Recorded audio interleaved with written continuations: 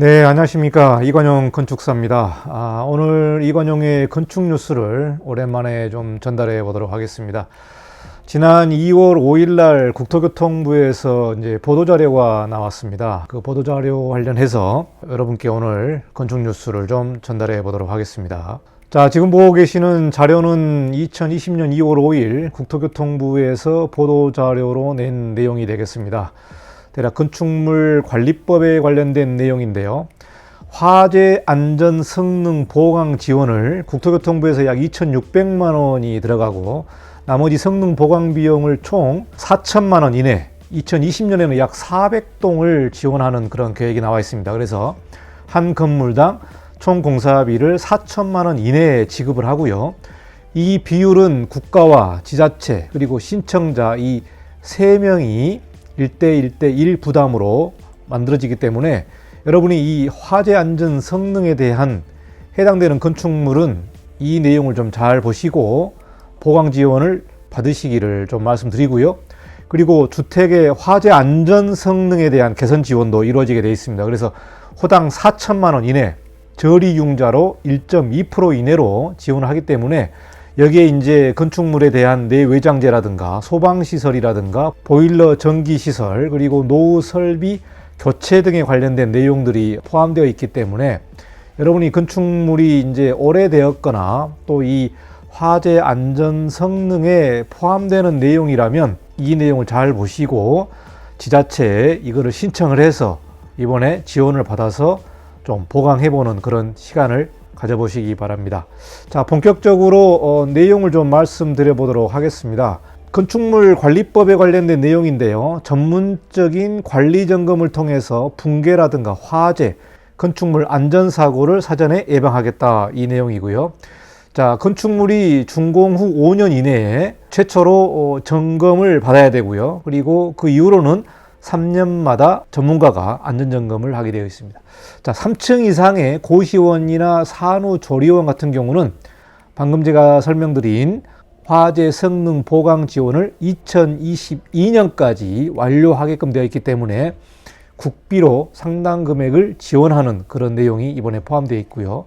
그리고 정기 점검 대상 건축물은 지자체에 알려서 5월 1일부터 실시하는데 정기 점검을 받지 않으면 과태료가 부과된다는 내용이 되겠습니다. 건축물 관리점검 실시는요, 연면적 3,000제곱미터 이상의 집합건축물 그리고 다중이용 건축물이 해당이 되고 그 시기는 준공 후 5년 이내에 최초로 실시하고 매 3년마다 점검을 받게 되어 있다 이렇게 보겠습니다. 자, 점검에 대한 점검자는요, 전문교육을 받은 건축사 그리고 건축 분야의 기술사가 점검을 하게 되어 있고요. 점검 분야는 구조안전, 화재안전, 에너지 성능 등을 종합적으로 점검하게끔 되어 있습니다.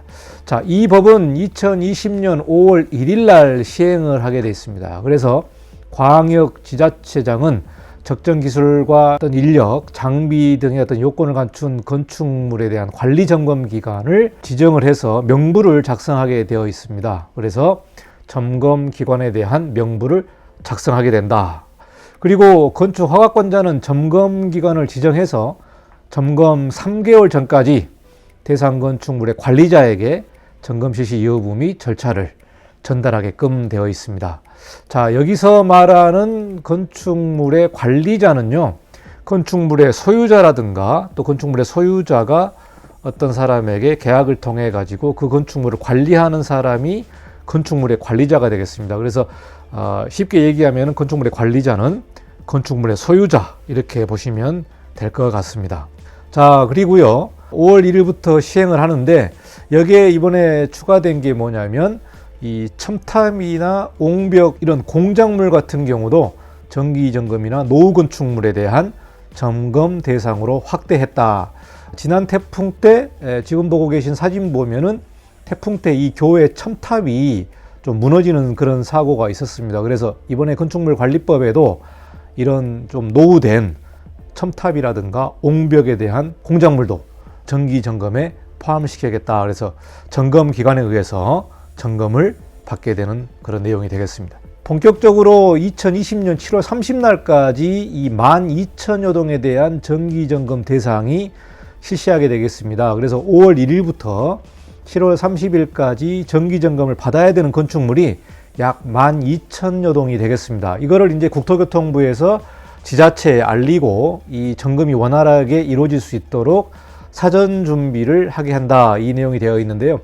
대략 당장 이제 7월 30일까지 이 정기 점검을 받아야 되는 건축물이 12,000여 동이 되는데, 대략 서울시가 한 50%가 된다면 한 6,000여 동이 정기 점검을 받아야 됩니다. 그래서 당장 이제 5월달, 6월달, 7월달 3개월 안에 약 12,000여 동이 정기 점검을 받아야 되기 때문에 지금 현재 광역지자체장이라든가 또 허가권자 같은 경우는 먼저 이 정기 점검 관리 기관을 교육을 시키고 지정을 해야 되고 명부를 작성을 해야 되는 아주 타이트한 시간에 놓여 있습니다. 그래서 지금 2월이니까 2월, 3월, 4월 대략 3개월 기간 안에 점검 기관에 대한 교육과 지정이 이루어져야 된다, 이렇게 보기 때문에 좀 서둘러야 될 그런 시간에 지금 와 있습니다.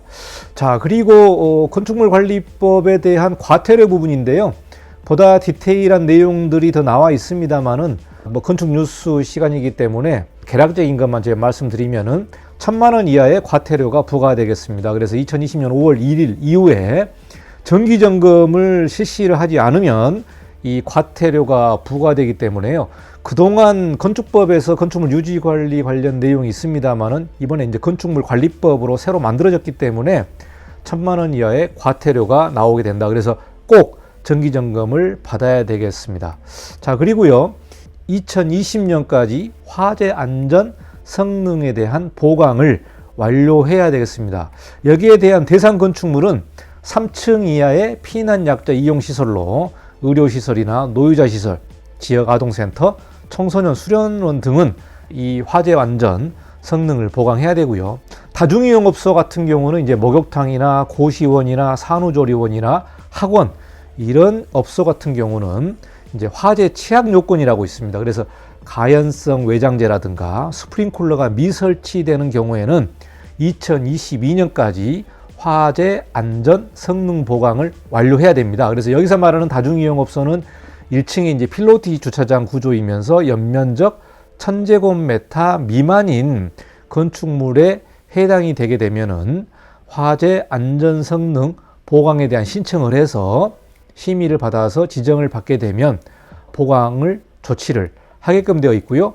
이 화재 안전 성능 보강 지원은 약 한 동당 4천만 원 이내를 지원하게끔 되어 있다. 그래서 국가 지자체 신청자가 1대1로 부담하기 때문에 여러분이 어느 정도의 비용을 좀 추가를 해서 화재 안전에 굉장히 보강을 하는 그런 내용이 되겠습니다. 자, 이 내용은 지난 종로 고시원 화재 사건 이후로 많은 사람이 돌아가셨죠. 그래서 특히 이 내용은 이제 고시원이라든가 학원이라든가, 그러니까는 스프링클러를 의무적으로 설치를 해야 되는데 그 법이 시행되기 전에 이미 고시원 영업을 했던 그런 업소에 해당이 되겠습니다. 그래서 이게 이제 비용이 들어가기 때문에 건물주가 설치를 안 해주는 경우도 있었고 또 사업자가 설치를 안 했었거든요. 그래서 이 내용은 이제 국가에서 재정을 지원해 주기 때문에 이번에 여기에 해당되는 건축물들은 2022년까지 이 화재 안전 성능에 대한 보강을 완료를 해야 된다, 이 내용이 되겠습니다. 자, 그리고 아까 설명드린 대로 주택의 화재 안전 성능도 이제 지원을 해주게 되는데요. 저리융자로 1.2% 그리고 호당 4천만 원 이내로 지원을 해주기 때문에 주택이 굉장히 열악하신 분들은 이번에 저리융자를 받아서 화재 안전 성능을 좀 고쳐보시면 좋을 것 같아요. 여기 보일러실이나 전기시설이나 소방시설 또 내외장재 교체하는 것까지 다 포함되어 있기 때문에요. 이걸 여러분이 한번 좀 살펴보시기 바라겠습니다. 자, 그리고 해체공사의 허가제도와 감리제도가 도입이 되겠습니다. 그동안 우리가 철거공사라고 우리가 좀 알고 있었는데요. 이번에 이제 건축물 관리법이 시행이 되면서 철거라는 말이 없어지고 해체라는 말로 이제 바뀌게 되는 거죠.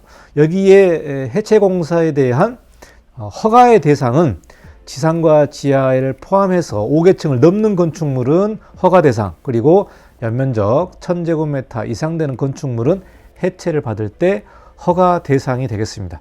그리고 허가 대상이 해당되면 허가권자가 해체 감리를 지정해서 안전한 해체 공사가 이루어지도록 이렇게 시행을 하는 그런 내용이 되겠습니다.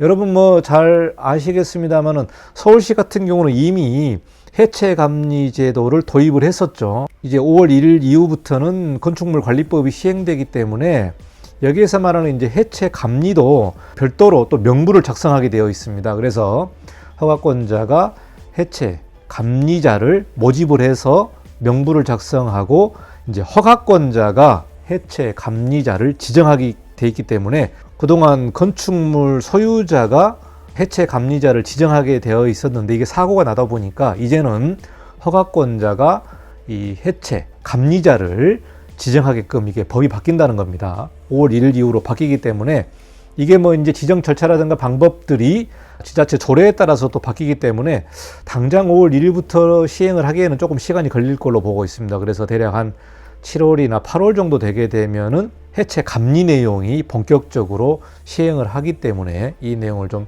살펴보시고요.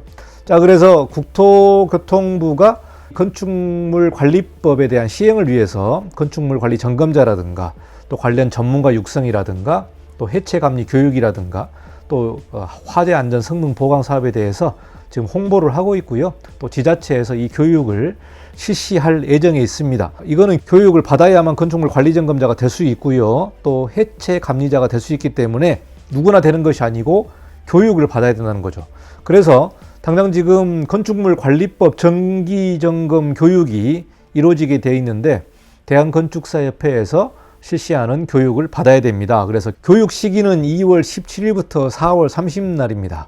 교육 시간은 총 35시간이고요. 사이버 교육이 21시간, 집합 교육이 14시간입니다. 이래서 35시간의 교육을 받은 후에 건축물 관리 점검 기관에 대한 신청을 할 수 있게 된다. 그러면은 허가권자는 건축물 관리 점검 기관에 대한 명부를 작성하고 정기 점검을 받는 그런 건축물 소유자에게 관리 점검 기관을 지정하게 되는 그런 절차가 있습니다.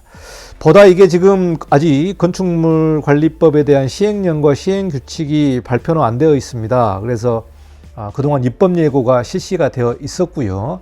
2월 17일부터 건축물 관리법에 대한 교육이 실시되면 정기 점검을 할 수 있는 그런 자격이 되겠습니다. 그래서 여기에 관련된 내용은 대한건축사협회 자료를 한번 좀 참조해 보시고 저도 이제 건축물 관리법에 대한 사이버 교육을 제가 개략적인 교육을 하게 되어 있습니다. 그리고 또 집합교육에서도 할 수 있기 때문에 보다 디테일한 시행령과 시행 규칙에 관련된 세세한 내용은 그 사이버 교육 그리고 집합교육에서 여러분을 또 만나 뵐 수 있게 되어 있습니다.